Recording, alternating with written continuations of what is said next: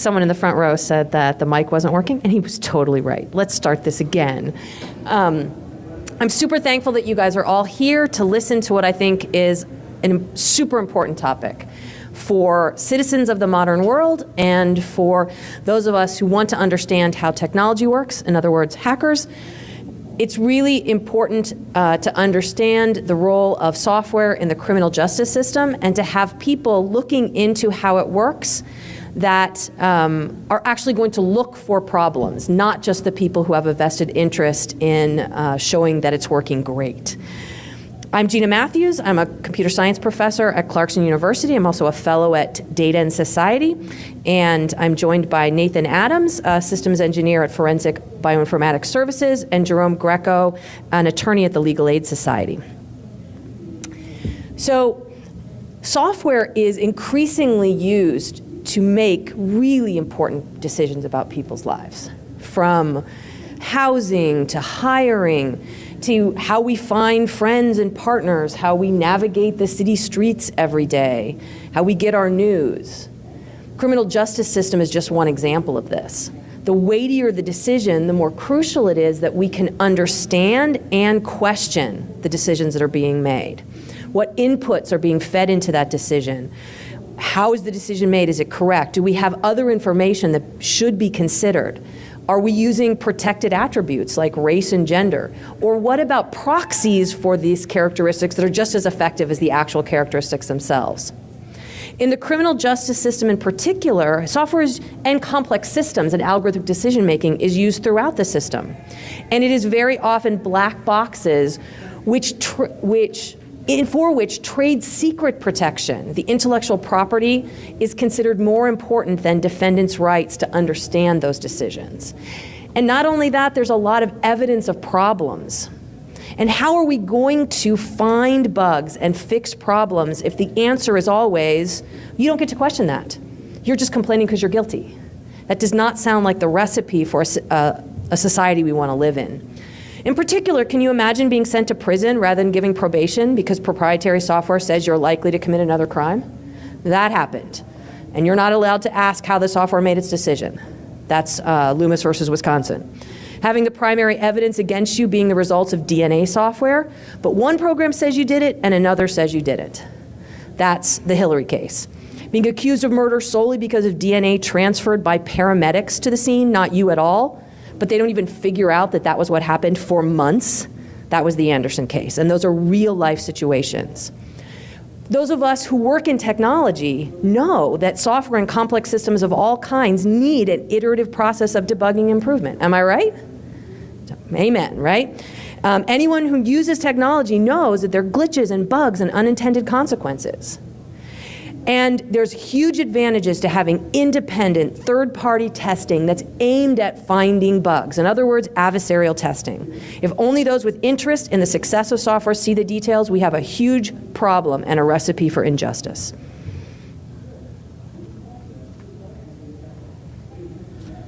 So black boxes and proprietary software and trade secrets are increasingly becoming a problem in the criminal justice system, as Jeanna was just explaining. I'm going to go through some examples of how that is happening. Obviously, I can't go through every possible example or every possible technology, as there are a lot and we have a very short period of time. Hopefully I don't talk too quickly and you'll understand everything I'm trying to say, as I will try to get across a lot of information. Just to start with, this is a graph, a chart from OSAC, which gives an idea of all the different forensic disciplines that come into play in the criminal justice system, some of them more scientifically reliable and accurate than others. So just kind of give you the playing field that's really at work here. For our purposes, we broke down a lot of the technologies into 4 different categories, but some of the technologies can fit in multiple categories.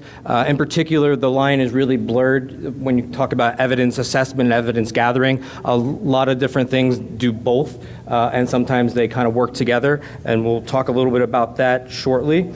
I'll give you an example of at least one technology and cases in each area. But first I wanted to kind of break things down by secrecy level. And so there's 3 different levels that we've kind of identified. the most secret being secret. And in that situation, the law enforcement is saying, we don't even want you to know this thing exists, or if you know it exists, we don't want you to know that we have it. And secret as applied is, we have this, but we're not going to tell you how we use it. We're not going to tell you what cases it's been used on, and we're not going to say whether or not it's been used in a particular case that you're working on. And then there's the trust us, which is, okay, yeah, we have it, we used it in this case, but just trust us, it works the way we say it works. Don't look at the man behind the curtain, don't ask us any further questions, just assume that we're right, because why would we be wrong on something like this, as if we could never be mistaken, which we'll see has often not been true. And depending on your jurisdiction, some of these things switch categories, and also depending on, as time goes on, as we push more and more for transparency, hopefully we'll see less and less of these things up there. We're going to start with predictive policing. Predictive policing in particular is the idea that an algorithm or data can help make a decision or can make a decision that used to be left up to human law enforcement officers' own decision-making capabilities, which in theory, that sounds great, right? Like you can remove the bias from this by removing the human element, but in reality, it doesn't work that way, right? Because if the data that you're using to feed into, to teach this algorithm, or to get this algorithm to work the way you want it to work, is based upon past bad policing, like racist policing, or policing based upon class or gender, that the algorithm is going to learn it that way, right? And so, for example, if you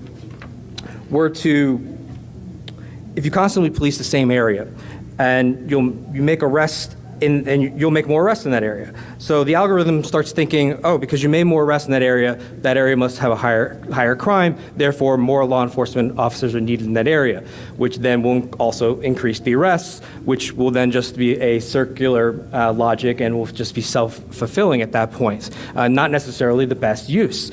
Part of the problem with this is that a lot of this software and these algorithms are protected with non-disclosure agreements. The companies will claim that they're proprietary trade secrets, and law enforcement shouldn't be allowed to tell anybody about what's going on. And they'll say that the underlying data that's being used is sensitive.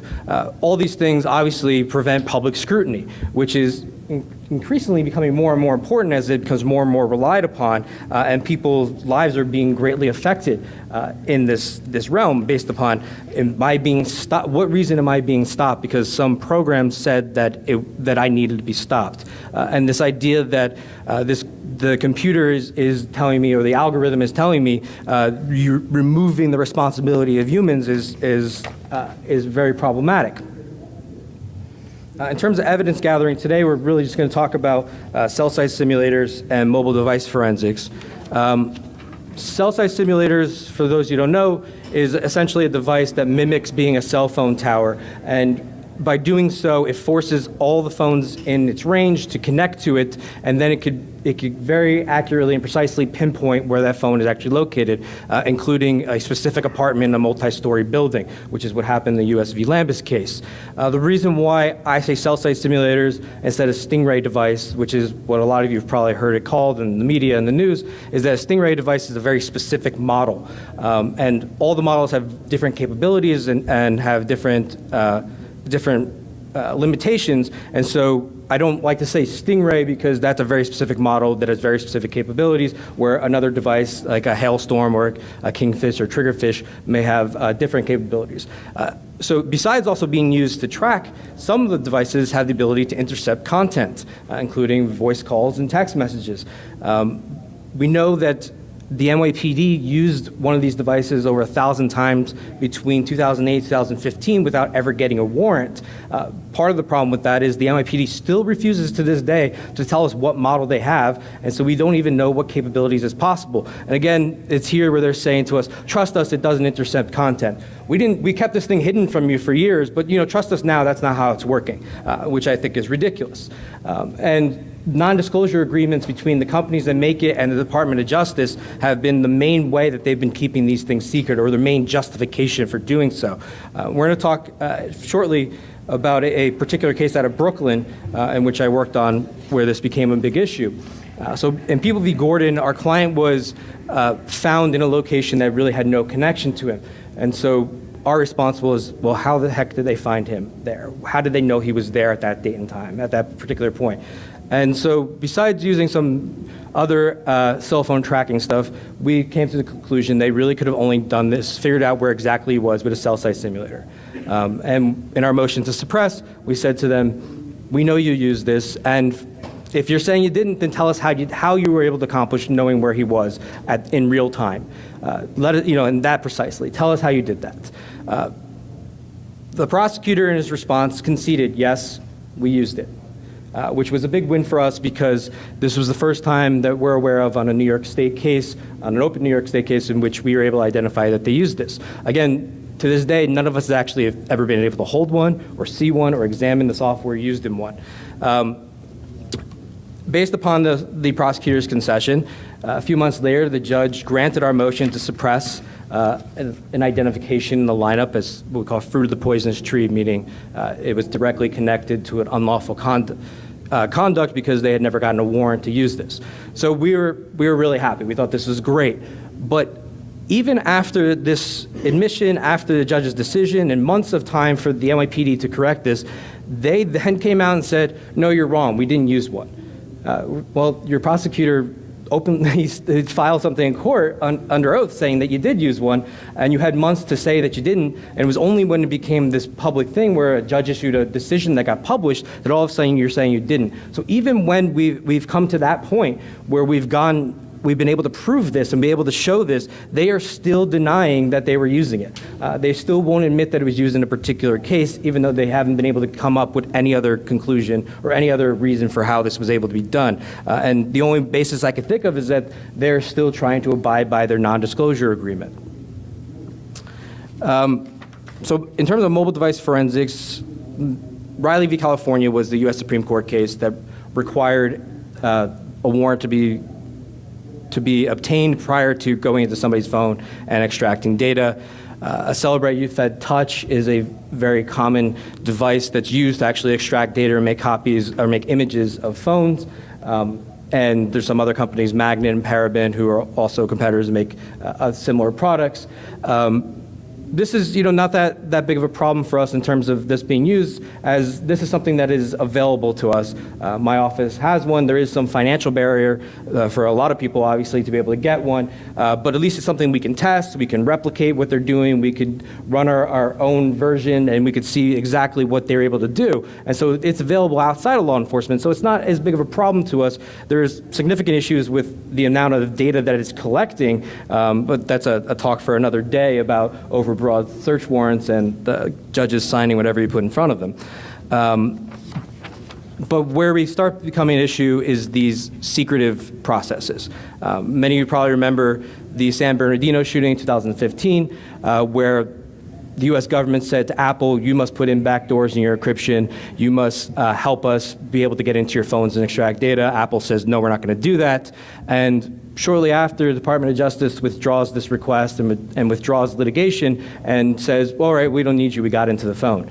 And everybody says, well, you just told us a minute ago that was impossible, so what happened? Shortly after that, Cellebrite created Advanced Services, at the time Advanced Investigative Services, which is that it's a secretive process where the law enforcement agent sends the phone to them at their private lab. They conduct some sort of process that we don't know exactly what they're doing, and then they send the phone back to law enforcement unlocked with the encryption and passcode removed. Recently, a competitor called Grayshift has created a product called GrayKey, which does something similar, but instead of sending it off to a lab to be done, they actually sell a product directly to law enforcement. Law enforcement does it in-house. But the problem with both of these things is nobody will sell it to me. Nobody will let me use it. Nobody will let me have access to it. Not just me in general. I meant me as a representative of criminal defense attorneys and attorneys and the public in general. And so I have no ability to actually challenge it because I don't know exactly what they're doing. I I have no ability to know what process they did and how that process worked. And so I don't know if the process may have deleted some really important information that could have been on there, could exonerate my client. I have no idea if it may have changed some metadata. And to be clear, I don't think these companies would do anything malicious or intentional, but if code worked perfectly the way we wanted to all the time and there was no issues or bugs, this conference probably wouldn't exist. So we all know that that's what happens, right? And so there's no way, though, for me to be able to do that if I have no access to it and everybody says to me, no, it's a secret proprietary thing, but we're going to try to admit it into evidence when somebody's liberty is at stake. That is obviously a significant problem. So we'll talk a little bit about evidence assessment, in particular talk about facial recognition, which is becoming a more and more hot topic, especially now that Amazon has gotten itself into the game. As you can see there, the redactions are mine for the most part to protect our client's identity. But one of the problems we have with facial recognition, besides that, obviously there's a real significant problem about the accuracy of these programs and the algorithms. As I think was recently shown, it was identifying Congress members and stuff like that for the Amazon one. But the other part of it is that we don't know exactly how it's determining what is considered a match. And then we also don't know the procedure that they say this is a confidence level that's enough to determine that this should be admissible in a court. So if it's saying we think this is a 60% match, is that enough for it to be used to arrest somebody or to go into court? If it's 70%, what is the actual level that would be? And the problem is we're having law enforcement and these private companies do everything they can to keep that information secret and to keep that information from us. And the limited ability that people have had to test this stuff has shown a disparate effect on young people of color of being more likely to be falsely identified in this, which as a public defender, that makes up the majority of my clients. So that's a significant problem for us because they're already being over-policed and already being falsely identified. And now we're having a computer program in which they won't even let me see how it works or how it makes its decisions also being used in that space. To say that this blurry still image from a surveillance video matches a mugshot or even driver's license, depending on what jurisdiction you live in, if they allow that the picture from a driver's license to be used. I put up there the perpetual lineup. That's a really great report from the Georgetown Law Center on Privacy and Technology, which I highly recommend to everyone on this issue.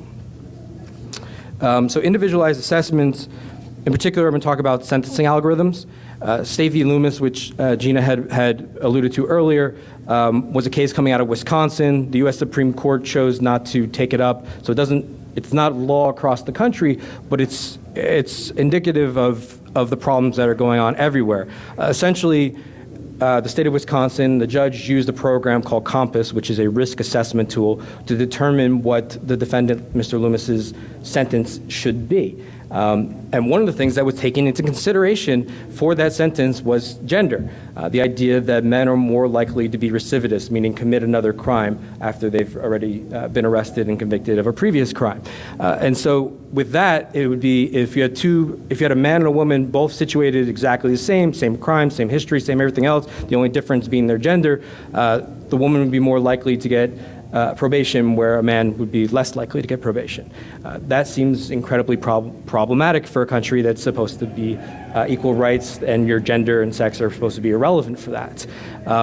The other problem, which then this doesn't just apply to Compass, applies to risk assessment tools that are being used for determinations of how much bail should be set, if bail should be set at all, if somebody should be getting parole. Again, talking about sentencing here, and used in a variety of ways. A lot of times we don't even know what all the factors are that are being considered, or how those factors are being weighed in the consideration. In particular for Compass, how much did gender weigh into the determination of what the sentence should be? Was it a very minor thing, or was that the majority of it? But again, we have no ability to access that because they're claiming proprietary trade secrets, and unfortunately, the courts have not caught up to this yet, and it's becoming a problem with us fighting back against judges with that. This idea that something could be black box, something could not give us could not allow defense attorneys to challenge it when somebody's literally liberty is at stake, it seems contradictory to everything that our Constitution and our criminal justice system is supposed to stand for. And I think the people here will say you really can't know how well something works until you try to break it and take it apart. And here they're saying that's exactly what we don't want you to do. From there, I'll let Nathan take over.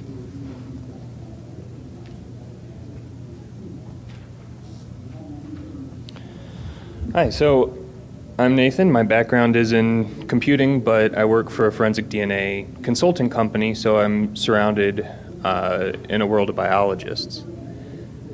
The forensic statistical tool is what we consider a probabilistic genotyping system, which is used to evaluate complex mixtures of DNA evidence. It was developed at the behest of the Office of the Chief Medical Examiner of New York City by a software company, and we didn't know a whole lot about it until less than 2 years ago. I'm going to take you through an introduction to that program, a review that we did, and a timeline of events as we have unfortunately learned after the fact. So FST is going to be one of the acronyms that I'm going to keep repeating. OCME, Office of the Chief Medical Examiner. This is the forensic DNA testing laboratory for the city of New York. I think it's the largest forensic DNA testing lab in the country.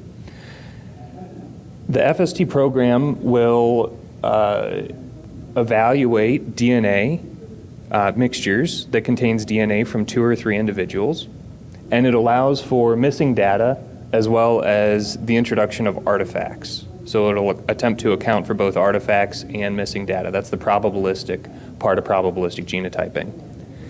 It will report out a likelihood ratio as a numerical output, which is supposed to be the weight of the evidence that the jury is supposed to infer from this process. So the higher the number, the more incriminating typically. The lower the number, the more exculpatory it is, the more suggestive that the defendant is his DNA is not present in that mixture. It is a pretty straightforward C# and SQL web interface that has a processing backend on a server. In 2010, it was approved through the Regulatory Commission of Forensic Science for the state of New York. There's very few of these commissions in the country on a state level, but in 2010, they approved it for casework use. It looks at data on the human genome at 15 different locations. We call them loci, which I'll refer to again, and for mixtures up to 3 people. They originally intended it to be used on mixtures of 4 people, but that was too much data for it to, by their own measure, it was too much data for them to effectively interpret. So while they repeatedly publicly stated their intent to validate it for 4-person mixtures, they stuck to 2 or 3-person mixtures. It was brought online for casework use in April of 2010 and immediately brought offline. Some functions were updated live as the system was being used on casework. An inadvertent change was made. They broke FST. We learned this last fall. It happened in 2011.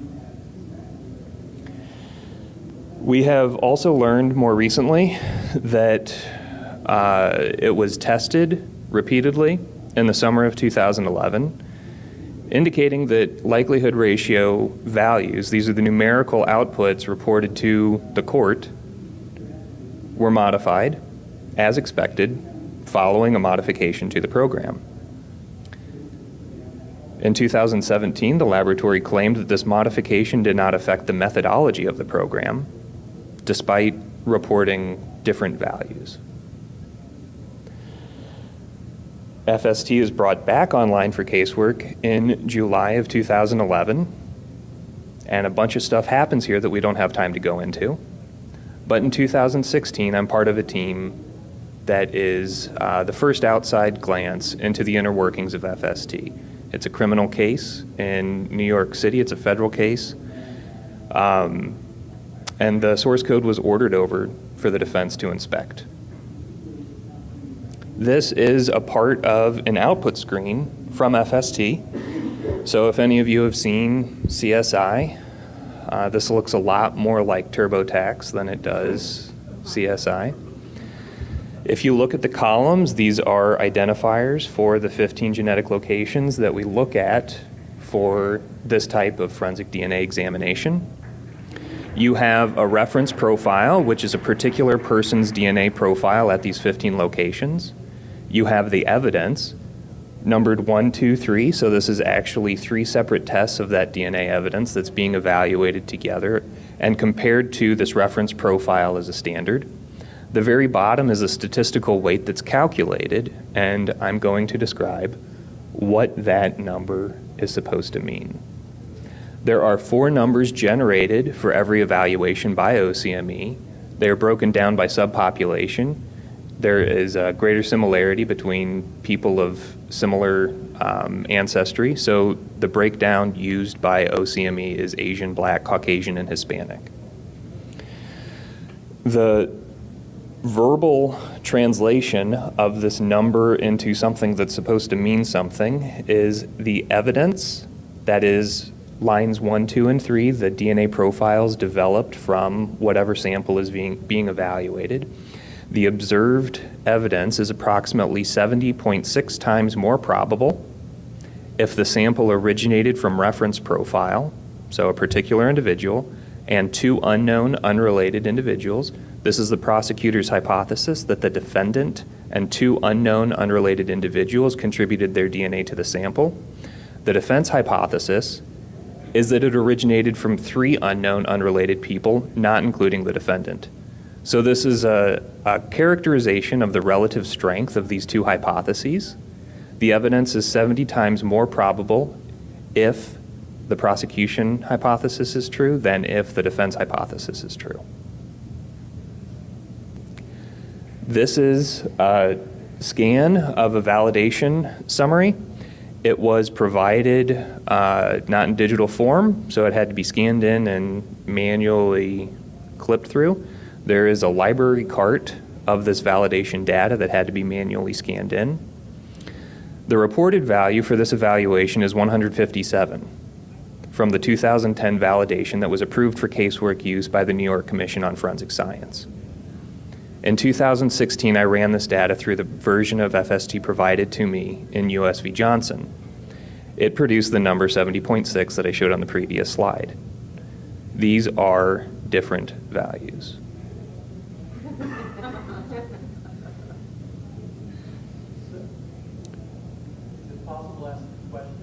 Sure.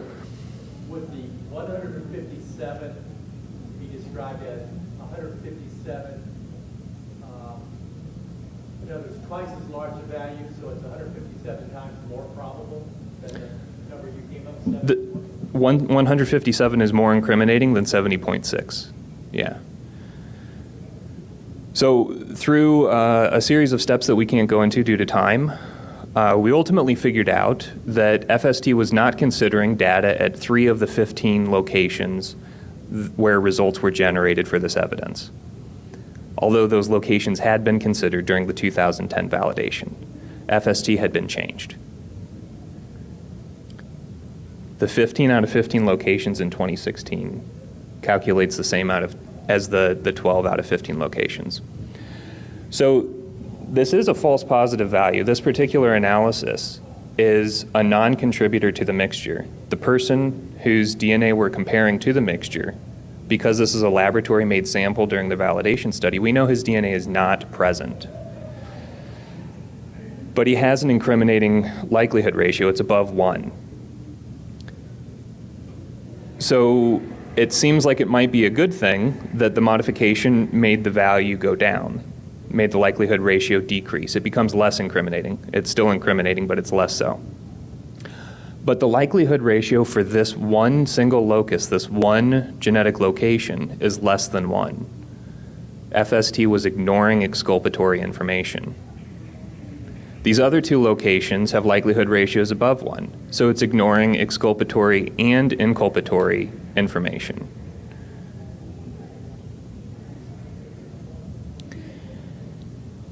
Several months after we identified this behavior, an assistant U.S. attorney acknowledged that this is occurring.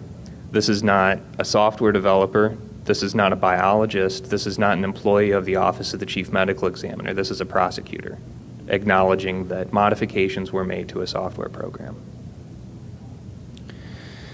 All of this was done under seal. There was a protective order that, had this not been vacated through the efforts of ProPublica and the Yale Media Freedom and Information Access Clinic, that's a mouthful, filed a request with the judge that the protective order be vacated.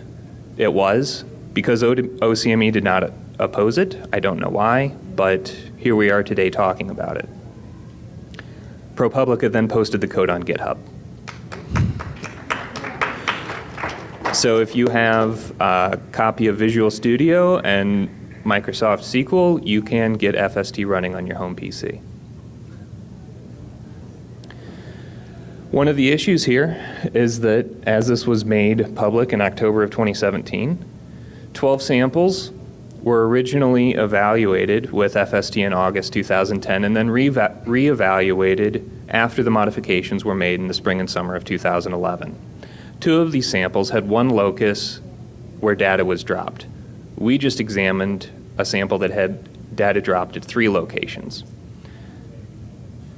There were 439 mixtures in this validation study. They only went back and did their version of a regression test on 12 out of 439. And only 2 of those had the data dropping function that is changing likelihood ratio values. More recently, records from 16 additional quality control tests, they're vernacular for a regression test or retroactive revalidation study, were produced.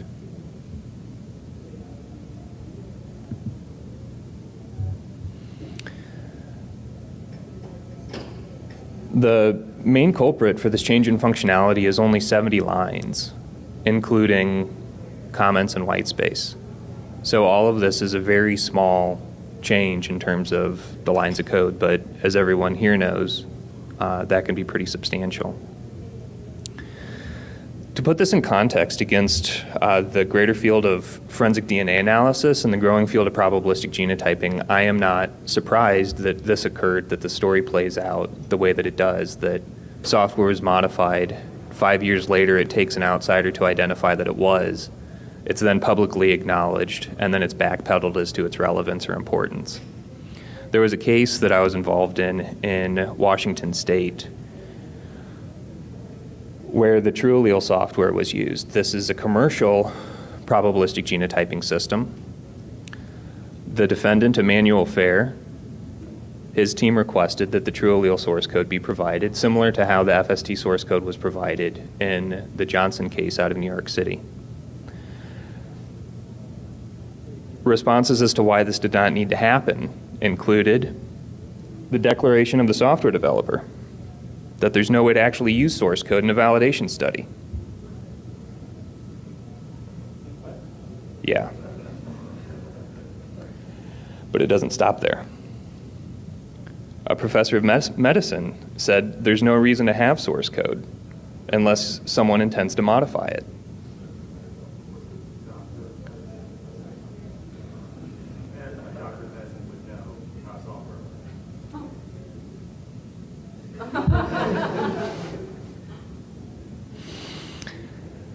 A supervisor in a forensic DNA laboratory said source code is not necessary for determining reliability of software because source code is typically not used to determine reliability of software.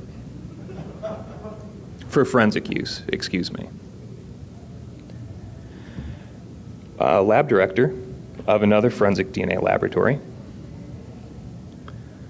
clarified that DNA analysts only take one class in stats, and many of them don't have any foundational computer science knowledge. So the folks using the software don't necessarily know how it's constructed or how it should operate. He follows up with, it strikes him as irregular that we would single out one particular step of the whole forensic DNA analysis process. If one is to discuss error in DNA testing, then would one not want to capture an error rate for the entire workflow?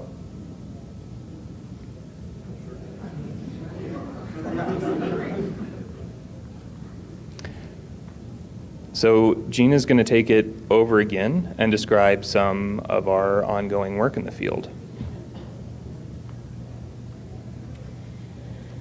So we hope we've convinced you that us technologists, us hackers have a lot to say here and need to be engaging in this part of our society and need to be commenting and watching, right? One thing that we're doing this year is we got a grant from the Brown Institute. We're trying to tell this story to a general audience through exposés and journalistic pieces. We're trying to tell this story to a technology audience. Hello, that's you guys.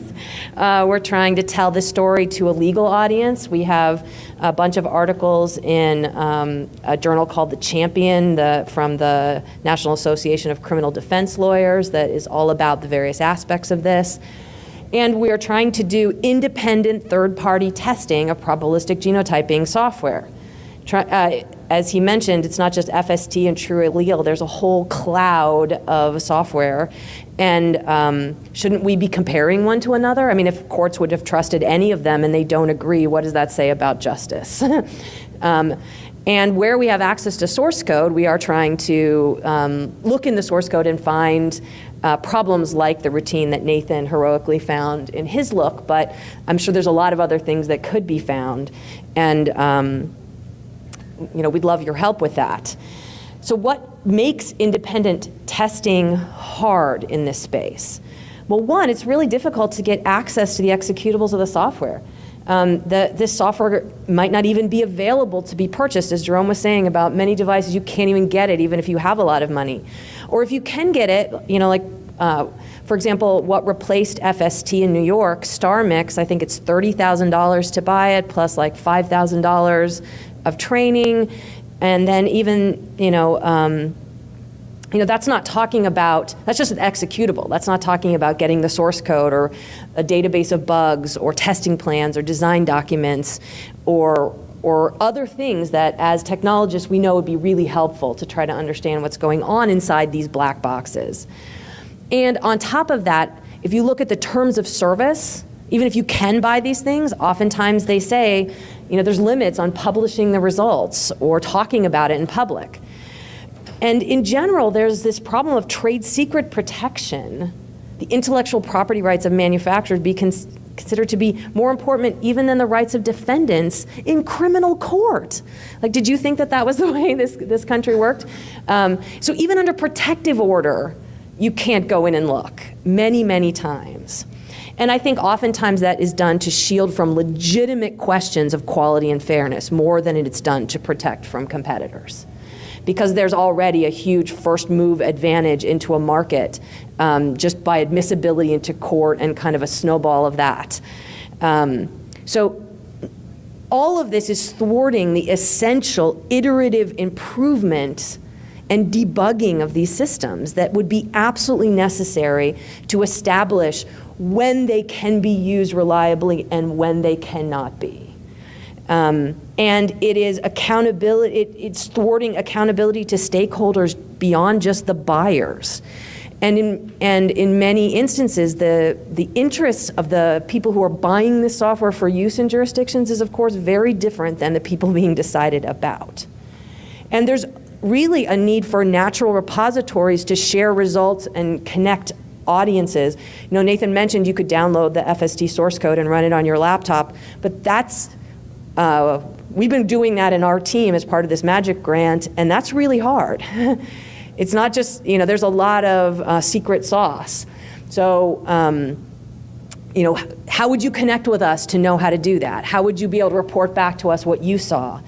How would a defense team that's representing a client connect with experts who might be able to comment on the ways in which the things in the internals of the system might be relevant to that particular case? So we would really like your help. If you have learned something this talk and you think there's other citizens and hackers who might be good for them to know this information, we'd love if you get them to watch the video.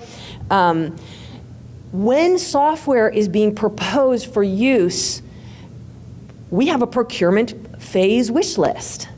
So when public money is being used for criminal justice software, require would be great, or at least give credit in the procurement phase for things like making your source code available, making software artifacts like bug data reports, internal testing plans and results, software requirement specifications, risk assessments, design documents, etc., available to the public.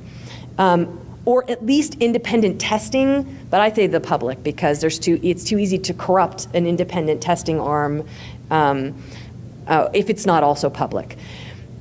No clauses preventing third-party review or publishing of defects should be in terms of service. Are you kidding me? Access to executables for third-party testing without, huge price tag. Oh, here's a big wish list item: scriptable interfaces to facilitate automated testing. A huge amount of what we're doing is, trying to put automated testing harnesses around these things so that we can run a bunch of cases all the way through. Bug bounties would be great. We would love in the procurement phase, for jurisdictions to contribute to a fund for third-party entities to do independent testing. These are all things. We'd also love for you to be a third-party reviewer. Please go check out the criminal justice software that is available. Things like FST on GitHub, as we mentioned. Lab Retriever, LRMix, like LTD, Euroformix, those are all examples of software where the source code is available. Go look for bugs. Please tell us about them. That would help us. There's also predictive policing software, Civicscape, that's been posted. There are people who are making software who if we're making software in this space, it probably ought to be so open source because that's the nature of things in the criminal justice system. So take a look, find bugs, find bad smells in code, let us know. Also construct software for alternatives and comparisons. Many programs have algorithms published, replicate, and say, we're getting different results than you say you're getting. All of these things would be super helpful things for the technology community to do. And in the bigger picture, black box decision making is all around us. It's not just the criminal justice system. The criminal justice system is just especially offensive. There are big decisions being made about all of our lives in credit and hiring and housing and all of that list.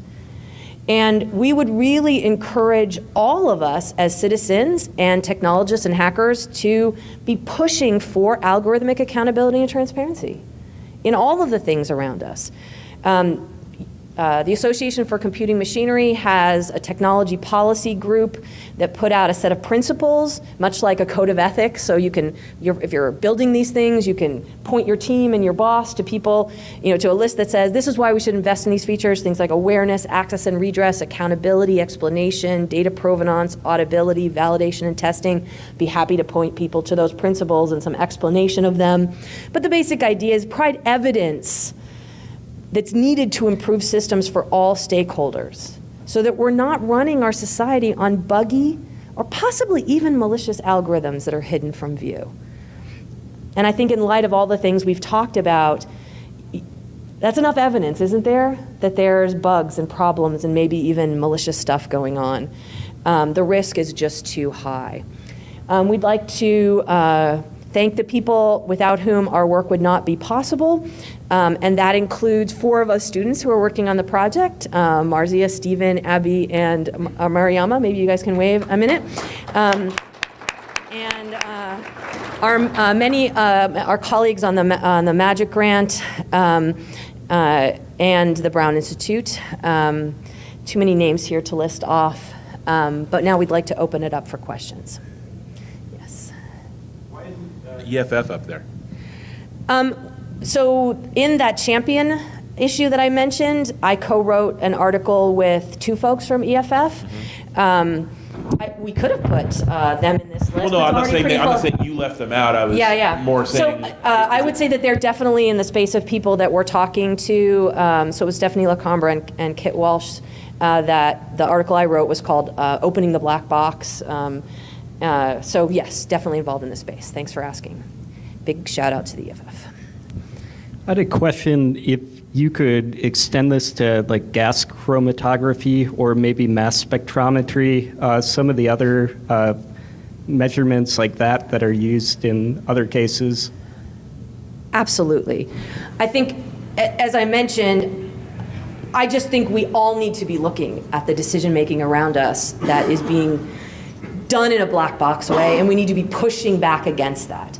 Or we're entering a world in which our humans are going to be saying, oh, it's just because the computer said so. I don't know why you lose your job. I don't know why you go to jail. I don't know why this or that. We really need, as technologists, to be pushing back on this in all of those areas. Push in many areas as you can. I don't know your answer.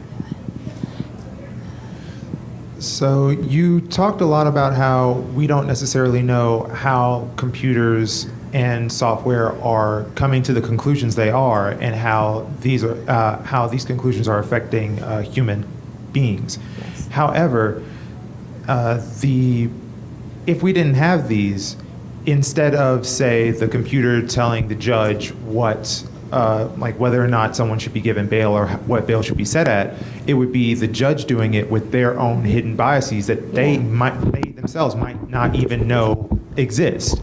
And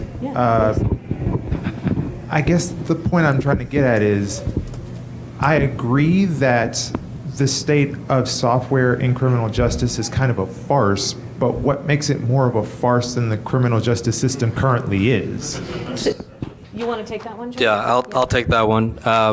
So I agree, as somebody who works in the criminal justice system as part of my job, that there's no question that judges and prosecutors and law enforcement have their own biases. I think two of the differences is, one, I'm not saying that no program should ever be able to be used. We're saying we should be able to know how it works and how it's making the decisions. Since we have the ability where it's a little harder for me to force information out of somebody's head, whereas the computer, we know we can review it, and so there's no reason for us not to be able to. Two, in regards to the comparison between a program and an individual, I think a lot of times people outside of tech people like us, when they hear a computer said this or that data has found this, they take that as like the word of God, where it's not very hard to explain to somebody that an individual may have a bias, because we all deal with individuals and we've had people lie to us or make mistakes, whereas people who are not very tech savvy often hear a computer said this is right and they say, oh, okay, and don't really think about challenging in the same way they would challenge an individual who made an opinionated or subjective decision. So I think it becomes more problematic. As soon as somebody hears DNA said that this person is a likely contributor to this, it's as if their brain shut off. Whereas when they hear a witness saying, yeah, I think that's the guy who did it, they're still more receptive to other information. That's a really great answer. I think there's a particular problem in these kind of quantitative assessment programs too that output a numerical result. That FST, that 70 versus 157 value, nobody questioned it. Nobody said this 157 should really be closer to 70. And when it was starting to, during the validation, and when it was going to 70 after the modification, after it was already in use, nobody said, this should really be higher, like 150 or so. There's so little oversight. It's such a complex issue that our intuition about what's right or wrong about complex interpretation processes is so far removed that we just look at it. And when somebody has their evidence evaluated by a particular program that outputs a number, calling that number into question without offering your own number, I'm no lawyer, but that seems like kind of a weak strategy. I think there's a lot of danger when you put algorithms that are trained on the way people did things or on historical data, which is flawed, into a black box and then call them unbiased, cool, logical decisions made by a computer, almost infallible. And especially if you're going to put them in that box and leave them there forever without iterating or debugging. And the only question you ask is, are we putting people in jail? Okay, good. Right? You don't ask the question, is it the right people? Or, in this particular case, has there been a mistake made? If you don't get to ask that, that's a pretty big problem. Oh, I'm sorry. It's good. It is kind of crazy. First, I told you I took a snapshot, and both my lawyers got hand claps and everything when they saw just the title part. I did have two questions, and kind of ties in what he said. One is, I was a little confused because the title says, innocent. I was wondering the cell phone tapes where you were talking about where they use track. Was that they use that to make a person seem incriminated, or the fact they found a criminal, but you're objecting to the fact the way they found him? And with your point there, we're constantly every day hearing that people are flawed, that we use our own judgments and bias, so we move to a system, and then we say we move to a system where it's just taking data and sampling, and that hey, we did find more criminals in this area, so ramp up, but then we're saying back again that now we need a human to put their judgment inside there. It seems kind of cyclic that we're saying that human judgment is flawed. We need a kind of a non-biased, cold, just analytical thing, but then we're saying analytics can't put person and human emotion aside it, so we need another person back inside there. I'll respond to at least the first part of that. Well, obviously, he maintains his innocence, as somebody works as in the case. I also do as well, but that was more of a point to show the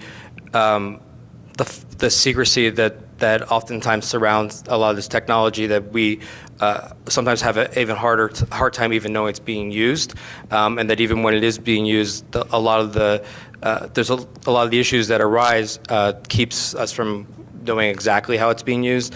For example, going back to that, we were told it was just used. Well, we were under the impression it was just used to locate an individual that was a suspect to be arrested, but they specifically didn't get a warrant, which seems problematic because that's kind of how our system ensures that things are done appropriately. And at the same time, I'm being told that I'm supposed to just trust them, that it wasn't used in any other way, which I have no reason to trust them especially based on their past history. And then even after all this, they still did everything they could to pretend that it didn't happen, didn't occur, which I think is kind of endemic to what's going on here with these non-disclosure agreements and these claims of trade secrecy that law enforcement is essentially acting on behalf of private companies to keep this information quiet and making it difficult for defense attorneys to actually do their job. I think we have the potential to build systems that are more explainable, more audible, more fair, less biased. But just because there's the promise of that doesn't mean that what we won't really get is black boxes where mischief is hidden. That is an equally possible future if we don't insist on evidence and accountability and transparency and watching, right? We could just as easily get black boxes where mischief is held, and it serves the interests of powerful entities and it doesn't serve the interests of individuals. Now, we have a criminal justice system that we say cares about individuals and whether that individual is guilty or not. Are we going to continue to have that world or not? I think we really, that's what we're up against. And very similarly, I think it is very much kind of the question of our age, the mix of human decision-making and computerized decision-making. And I think there are ways that we can mix those together and get some of the best of both, but I also worry that we will get the worst of both if we're not careful. And I think investing in accountability and transparency and the ability to watch and question at this juncture is incredibly important. And that's why we're really asking citizens and technologists especially, to say, this is what can happen. This is how often complex systems are buggy. This is how much you need people who are looking at this kind of auditing information and debugging information and looking for the problems and fixing them. And, automated processing by itself, you invest in things that make kind of high-level demographic decisions rather than look at individual exceptions.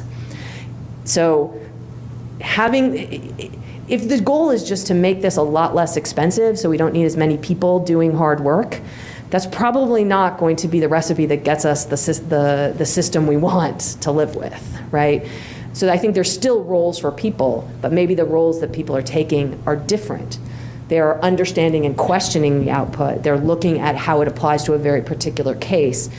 They are, doing more validation. Yeah, okay. I think it was Jerome talking about the Stingrays and the other devices like that.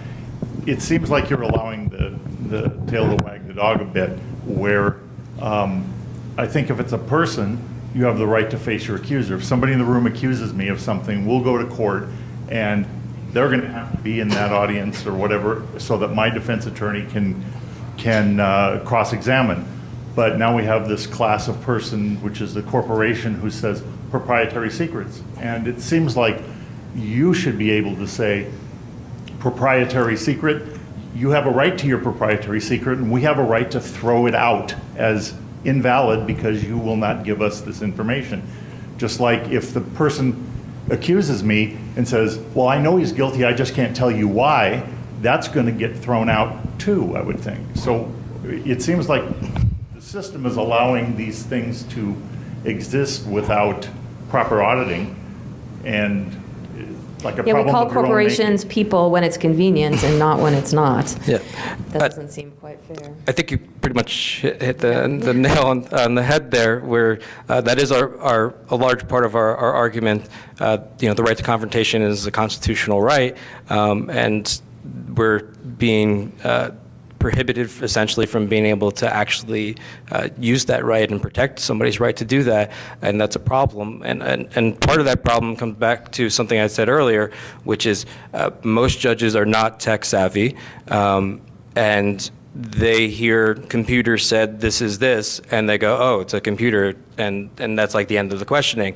And they basically, what you're just saying is something I'm trying to explain to them with varying levels of success, and so it's a real ongoing fight.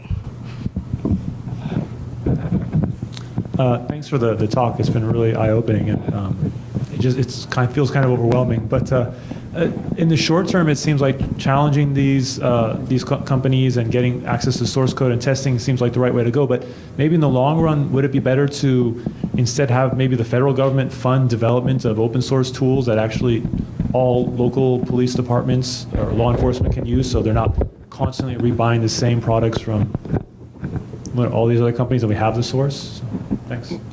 This has been heavily criticized from within at least the forensic science field, the members both inside and outside of the forensic DNA community that I've spoken with, because there's the idea that a grant will come down and open source software will be developed and then abandoned when the grant dries up. So it's abandoned where it's not supported, nobody gets training on it.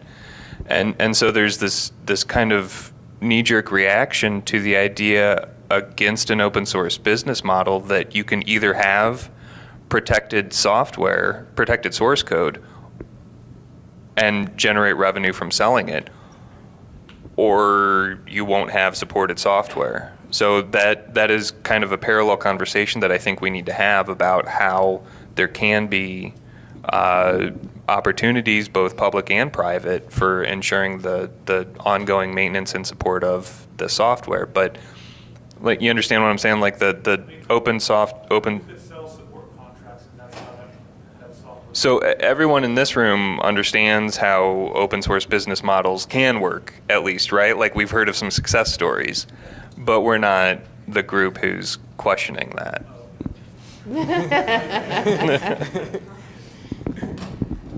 Please explain it to your legislatures.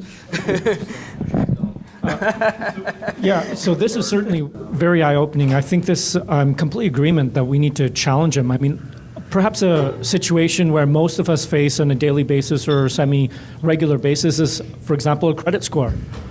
I mean, that's a great example of where you go to one credit agency and they'll give you a certain score and another one give you another one, and assuming that they have the same information, why should they be different?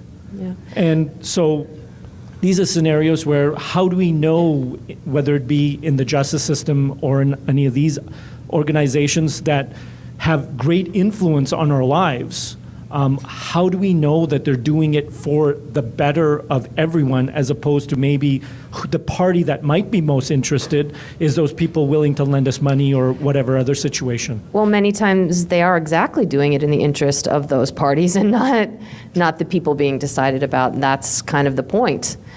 And so it is a big problem. I don't know how to get around it other than to vote with our wallets, vote really, set an agenda that this matters. We're up against a huge problem of black box decision making all around us and huge impacts on our lives and no real accountability to individuals, only accountability to governments and corporations, and that doesn't sound like the world I'd like to live in. So. All right, we'll have to wrap it up. No, she'll want me to ask this. Okay. So is there a place where you organize? So I saw a call to arms, but I Yep. didn't see where to bring those arms. And then is there like an overarching organization where I can write a check that sort of takes care of some of this? I saw a whole bunch of organizations there, but Okay. So right now you could send stuff to us. We also set up a board, softwarejustice.boards.net, is that right? Yes. But we just set it up before this, thinking it would be nice to have a place we can all come together. I think we also set up softwarejusticeleague@gmail.com. I'm not saying that we're incredibly organized, but we're working on it. And we would really like to see, a larger entity come out of this to do general independent third-party testing. I have to have a big shout out to ProPublica and the kind of data investigative journalism that they've been doing in this space. You could start by writing them a check, I think. EFF, you could write them a check. And you could help us stand up credible independent third-party testing stuff. So you could start by sending me mail if you'd like. I'm easy, firstname.lastname@gmail.com. So Jeanna.Matthews@gmail.com. And we're giving this talk at DEF CON as well. And maybe between now and DEF CON we can get our call to arms a little more clear. Exact. So we were talking about, we had that exact conversation, but we're a small team and we've been really busy doing this independent third-party testing. So if you would like to volunteer to help us get that right, come on up and you could start by that. You could write checks to them and you could get our board set up exactly right. Okay. Thank you everybody for your excellent questions, attention, and interest in this important area.